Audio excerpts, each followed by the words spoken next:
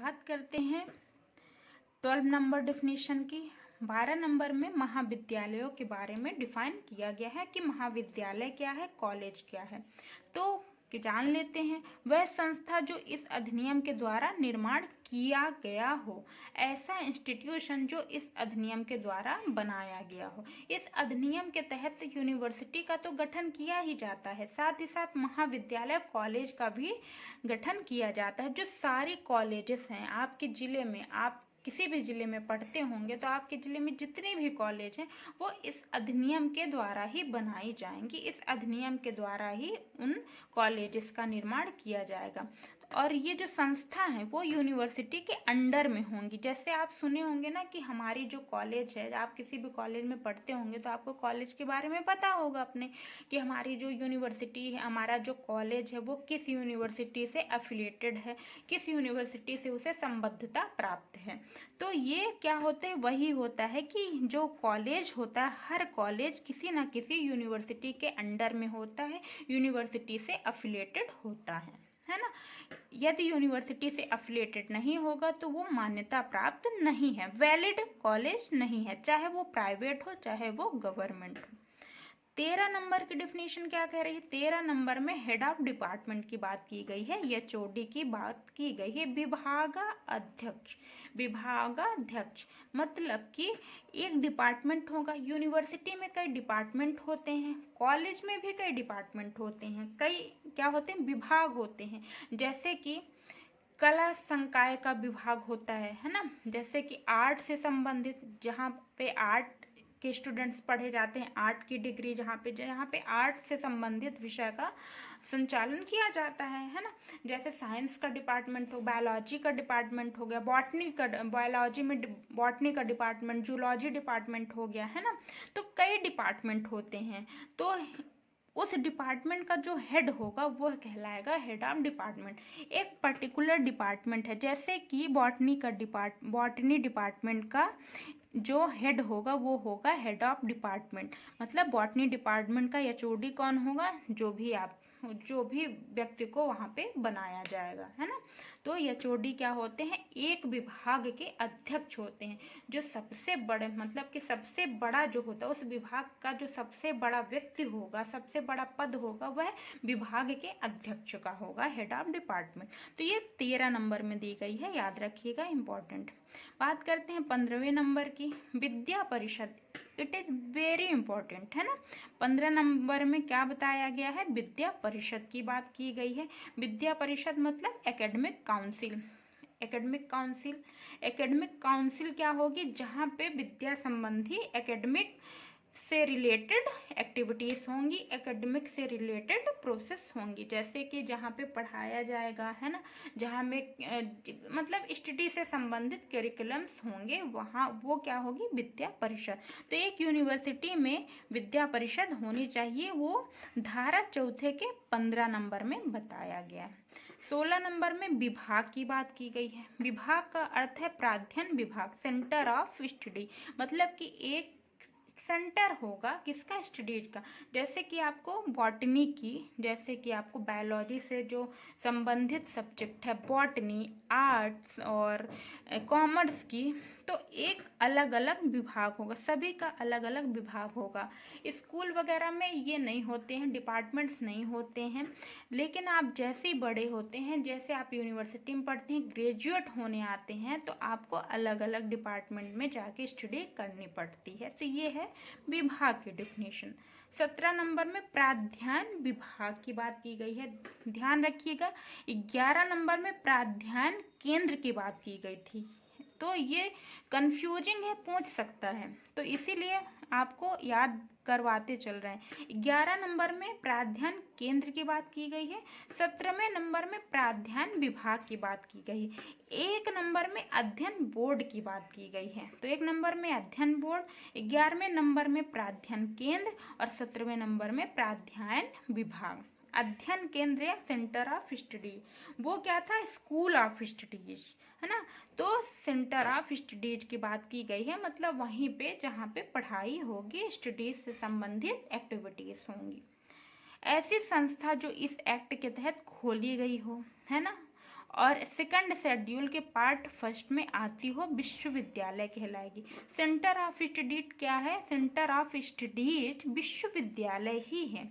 मतलब कि इस एक्ट के तहत कौन खोला गया है? विश्वविद्यालय खोला गया है, यूनिवर्सिटी खोली गई है ना। और सेकंड शेड्यूल के पार्ट फर्स्ट में इसे बताया गया है। सेकंड जो शेड्यूल है, द्वितीय जो अनुसूची है, उसके पहले पार्ट में है ना बताया गया है, पहले पार्ट में आती हो वह विश्वविद्यालय कहलाएगी। कहने का मतलब ये है कि ऐसे संस्थान जो द्वितीय अनुसूची के पार्ट फर्स्ट में बताई गई हों वह विश्वविद्यालय कहलाएंगी, है ना। तो ये हुई बात किसकी? सेंटर ऑफ स्टडीज की, प्राध्यान विभाग की। इस अधिनियम के प्रारंभ होने के पश्चात स्थापित किया जाने वाला द्वितीय अनुसूची के भाग 2 में विनिर्दिष्ट किया गया विश्वविद्यालय, मतलब वही है कि एक विश्वविद्यालय जो द्वितीय अनुसूची के भाग 2 में बताया गया हो, है ना। तो द्वितीय अनुसूची के पार्ट फर्स्ट में डिफाइन किया गया है विश्वविद्यालय को, बताया गया है कि विश्वविद्यालय क्या होगा। तो ये रही बात किसकी? सेंटर ऑफ स्टडीज की। अब बात करते हैं 18 नंबर डेफिनेशन की, यूजीसी की। यूजीसी यूनिवर्सिटी ग्रांट कमीशन, आप लोग तो जानते होंगे, बहुत ही ज़्यादा इम्पॉर्टेंट है। यूनिवर्सिटी ग्रांट कमीशन के बारे में आपने तो पहले बहुत ही पढ़ा है, डिटेल से पढ़ा है। विश्वविद्यालय अनुदान आयोग, इसका क्या अर्थ है? यूजीसी एक्ट 1956 की धारा 3 के अधीन स्थापित किया गया निकाय।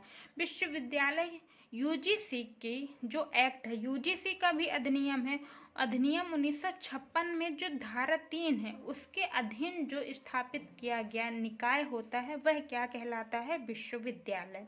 तो ये इम्पॉर्टेंट है, 18 नंबर में यूजीसी की बात की गई है। 20वें नंबर में क्या की गई है? 20 नंबर की डेफिनेशन में विश्वविद्यालय का अध्यापक के बारे में बताया गया है कि विश्वविद्यालय का अध्यापक कौन होगा। प्रोफेसर, जिसे आचार्य कहते हैं हिंदी में, उपाचार्य, रीडर मतलब प्राध्यापक, लेक्चरर होंगे, है ना। क्या कौन कौन होंगे? जो कि क्या करेंगे? टीचिंग करेंगे, है ना, पढ़ाएंगे। तो प्रोफेसर पढ़ाएंगे जिन्हें आचार्य कहा गया है, उपाचार्य पढ़ाएंगे, असिस्टेंट प्रोफेसर पढ़ाएंगे, रीडर जिन्हें बोला गया है, प्राध्यापक पढ़ाएंगे, लेक्चरर होंगे, है ना। ये सब क्या करेंगे? विश्वविद्यालय में अध्यापन की प्रक्रिया करेंगे। शिक्षण कार्य एवं रिसर्च वर्क के लिए नियुक्त किए गए हों, इन्हें रिसर्च वर्क के लिए भी अपॉइंट किया गया है और शिक्षण कार्य के लिए भी, है ना। एकेडमिक काउंसिल के द्वारा विश्वविद्यालय नियुक्त करती है। ये किसके द्वारा? ये जो पद हैं विश्वविद्यालय के अध्यापक के जो पद हैं, अध्यापन प्रक्रिया के लिए जो पद गठित किए गए हैं वो किसके द्वारा? मतलब एकेडमिक काउंसिल से पूछताछ के बाद ही अपॉइंट किए जाएंगे। भाई पहले इनका जो नाम है, पहले जो इनका अपॉइंटमेंट है, जो भी है प्रोसेस हो, वो कैसे स्टार्ट होगी, कहाँ से स्टार्ट होगी? एकेडमिक काउंसिल से, है ना। इसके बाद इन्हें अपॉइंट किया जाएगा। 22वें नंबर की डिफिनेशन क्या कह रही है? 22वें नंबर की डिफिनेशन ऑटोनॉमस कॉलेज के बारे में बात कर रही है। ऑटोनॉमस कॉलेज क्या है, अब देख लेते हैं। वह शिक्षण संस्था जो इस अधिनियम के उपबंधों के अनुसार कार्य परिषद द्वारा स्वशासी महाविद्यालय के रूप में घोषित की गई हो।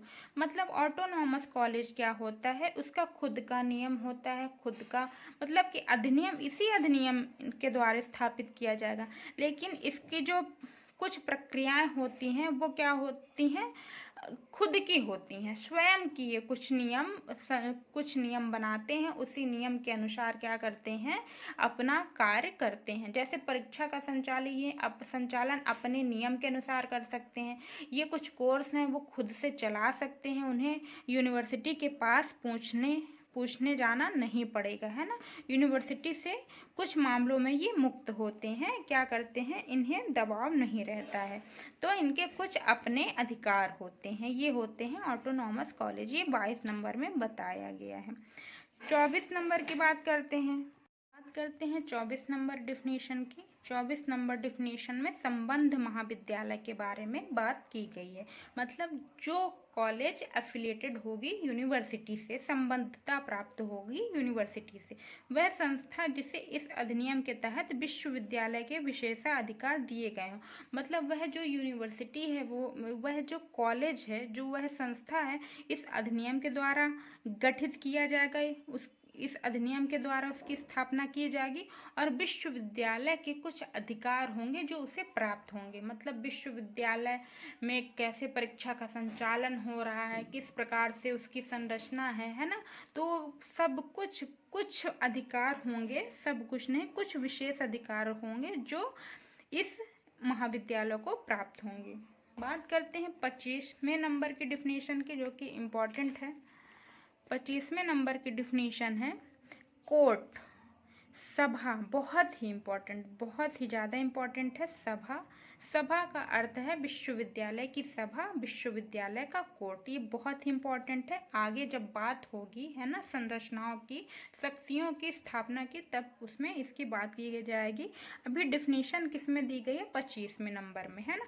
विश्वविद्यालय का गठन कुलाधिपति, कुलपति, सभा और विद्या परिषद और कार्य परिषद के द्वारा किया जाता है। तो कोर्ट इम्पोर्टेंट है। 26 में है समन्वय समिति, कोऑर्डिनेशन कमिटी। समन्वय समिति का अर्थ है धारा 34 के गठित समन्वय समिति। धारा 34 में जिस कमेटी की बात की गई है वो है कोऑर्डिनेशन कमेटी, समन्वय समिति। अब अध्याय 2 की बात हम अगले वीडियो में करेंगे, अगले लेक्चर में करेंगे। ये बहुत डिटेल में आपको बताया जाएगा, इम्पॉर्टेंट है, बने रहिएगा आप इस वीडियो में। तो दोस्तों, आपको हमारा लेक्चर कैसा लग रहा है? यदि आपको हमारा लेक्चर, हमारे पढ़ाने का तरीका अच्छा लग रहा है तो प्लीज़ हमारे चैनल को सपोर्ट करिए, आगे बढ़ाइए। मिलते हैं दोस्तों अगले वीडियो में एक अगले अध्याय के साथ। और तब तक के लिए नमस्कार दोस्तों, धन्यवाद। बने रहिएगा हमारे चैनल में।